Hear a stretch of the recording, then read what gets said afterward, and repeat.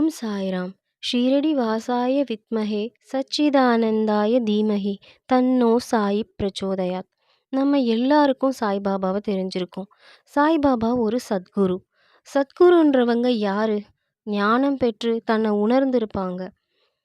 அதை போலவே மற்றவங்களும் ஞானம் பெறுவதற்கான வழிகளை காட்டுறவங்க தான் சத்குரு.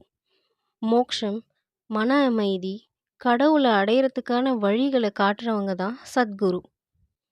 சாய்பாபா தன்னை எப்பயுமே ஒரு கடவுள் அப்படின்னு சொன்னது கிடையாது.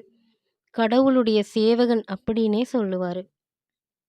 சாய்பாபா தத்தாத்திரேயரோட ஒரு அவதாரமா இருக்காரு. இன்னைக்கு நம்ம சாய்பாபாவோட சச்சரிதத்தை பார்க்க போறோம். இந்த சச்சரிதம் சாய்பாபாவோட அற்புதமான வாழ்க்கையும் உபதேசங்களையும் நமக்கு சொல்லுது.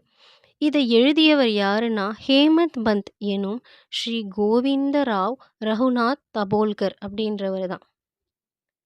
இவர் விநாயகர், சரஸ்வதி, விஷ்ணு, சிவன், பிரம்மா இந்த மாதிரி கடவுளை வணங்கி தன்னுடைய குலதெய்வம் வணங்கி முனிவர்களை, ரிஷிகளை, உறவினர்களை எல்லாரையும் வணங்கி இந்த கதையை ஆரம்பிக்கிறாரு. இந்த சச்சரிதத்தை எழுதுறாரு.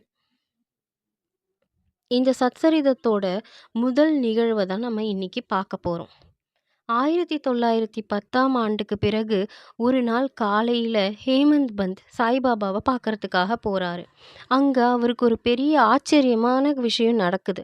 என்னன்னா, சாய்பாபா தன்னுடைய முகத்தையும் வாயையும் கழுவிட்டு ஒரு சாக்கு இல்லைன்னா கோணின்னு கூட அதை சொல்லுவாங்க, அதை போட்டுட்டு அது மேல திருக்கை அப்படின்றத வைக்கிறாரு. திருக்கைன்றது என்னன்னா, இப்போ கிரைண்டர் யூஸ் பண்ணி நம்ம அரிசி, கோதுமையெல்லாம் அரைக்கிறோம் இல்லையா? அந்த மாதிரி திருக்கையை யூஸ் பண்ணி தான் அந்த காலத்துல கோதுமை, அரிசி இதெல்லாம் அரைப்பாங்க. அத வச்சுட்டு அது பக்கத்துல சாய்பாபா அமர்றாரு. திருக்கையோட பிடிய பிடிச்சு அதுல கொஞ்சம் கோதுமைய போட்டு அரைக்க ஆரம்பிக்கிறாரு. அப்போ ஹேமந்த் பந்துக்கு என்ன தோணுது அப்படின்னா, பாபா பிச்சை எடுத்து உணவு உட்கொள்ளுவாரு. அது அவரோட தர்மம். அது மட்டும் இல்லாம அவருக்கு எந்த ஒரு சேமிப்பும் தேவைப்படாது. அவர் அத செய்யவும் மாட்டாரு. அப்படி இருக்கும்போது எதற்காக பாபா இப்படி கோதுமைய போட்டு அரைச்சுக்கிட்டு இருக்காரு? அதுக்கு என்ன காரணமா இருக்கும்? அப்படின்னு அவர் ரொம்ப வியப்படைஞ்சு பார்த்துக்கிட்டு இருக்காரு. அப்போ இந்த விஷயம் இந்த கிராமத்துல பரவுது. அந்த கிராம மக்கள் எல்லாம் உடனே ஷீரடி பாபாவ பார்க்கறதுக்காக ஓடி வராங்க. அங்க பாபா அந்த கோதுமைய அரைக்கிறத பார்க்குறாங்க. அங்க பார்த்துக்கிட்டு இருக்காங்களே தவிர, அவங்களுக்கு பாபா கிட்ட, "என்ன பாபா நீங்க செய்றீங்க?" அப்படின்னு கேட்கறதுக்கு தைரியம் கிடையாது. "எதுக்காக இப்படி அரைக்கிறீங்க?" அப்படின்னு கேட்கறதுக்கு, காரணத்த கேட்கறதுக்கான தைரியம் கிடையாது.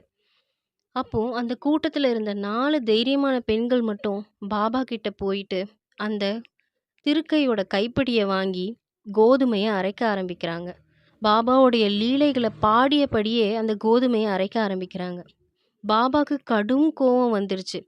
ஆனாலும் கொஞ்ச நேரத்துல அவங்களோட அன்பையும் பக்தியையும் பார்த்துட்டு புன்னகைச்சாரு. பெண்கள் அரைச்சுக்கிட்டு இருக்கும்போதே நினைக்கிறாங்க, வீடு, பிள்ளைகள் இதெல்லாம் பாபாக்கு கிடையாது. பிச்சை எடுத்து தான் உண்பாரு. ஆனா எதுக்காக இந்த கோதுமைய அரைக்கிறாரு?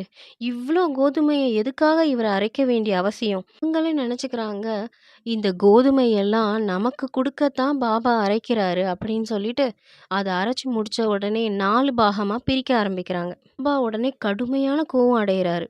உடனே அந்த பெண்கள பார்த்து, "இது என்ன உங்க அப்பா வீட்டு பொருளா? நீங்க எடுத்துட்டு போறதுக்கு? இல்ல உங்ககிட்ட நான் கடன் தான் பட்டுருக்கேனா?" அப்படின்னு கேட்குறாரு.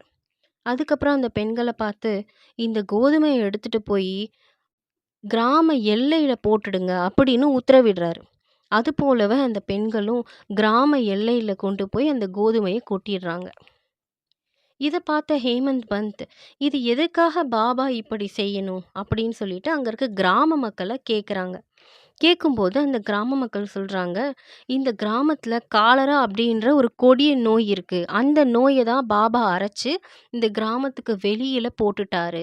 அத அரைச்சு முடிச்ச பிறகு அந்த கிராமத்துல இருந்த காலரா நோய் பூரணமா விலகிடுச்சு" அப்படின்னு சொல்லி அந்த கிராம மக்கள் சொன்னாங்க. இப்படி இருக்கும்போது ஹேமந்த் பந்த் நினைக்கிறாரு, இந்த காலராவுக்கும் கோதுமைக்கும் என்ன தொடர்பா இருக்கும்? இந்த நிகழ்வுக்கான தத்துவம் என்ன அப்படின்னா, 60 வருடங்களாக ஷீரடியில வாழ்ற பாபா அரைச்சுக்கிட்டு தான் இருக்காரு டெய்லியும். தினமும் அரைக்கிறாரு. எத அரைக்கிறாரு அப்படின்னா, பாவத்த அரைக்கிறாரு, துன்பத்த அரைக்கிறாரு. தன்னோட எண்ணற்ற பக்தர்களுடைய மனம் மற்றும் உடல் வலிகளை அரைக்கிறாரு, துன்பத்த அரைக்கிறாரு அப்படின்னு சொல்றாங்க.